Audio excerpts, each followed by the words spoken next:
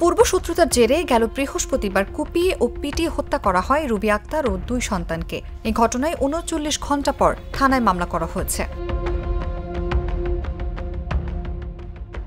এদিকে এই ঘটনায় হত্যার মামলায় আরও ৬ জনকে গ্রেফতার করেছে র্যাব। শনিবার ঢাকার বনশ্রী এলাকা থেকে তাদের গ্রেফতার করা হয়। তবে প্রাথমিকভাবে গ্রেফতারদের নাম পরিচয় জানাননি র্যাবের এই কর্মকর্তা। এর আগে শুক্রবার রাতে সেনাবাহিনী ও পুলিশের যৌথ অভিযানে দুজনকে আটক করা হয়। নিহত রুবির বড় মেয়ে রিক্তা আক্তার বাদী হয়ে থানায় একটি লিখিত অভিযোগ করলে শুক্রবার রাত ১২টার দিকে সেটি মামলা হিসেবে গ্রহণ করে পুলিশ। মামলায় ৩৮ জনের নাম উল্লেখ করে অজ্ঞাতনামা আরও ২০ থেকে ২৫ জনকে আসামি করা হয়।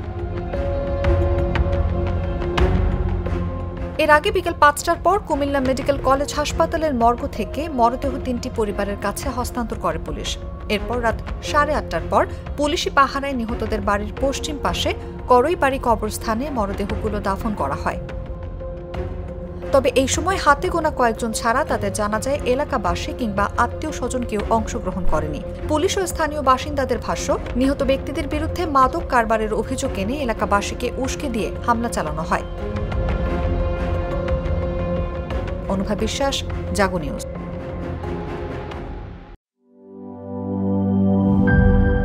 মাঠের অলরাউন্ডার আমি, আর ঘরের allrounder Tilex. Tilex toilet cleaner, clean মানেই টাইলক্স।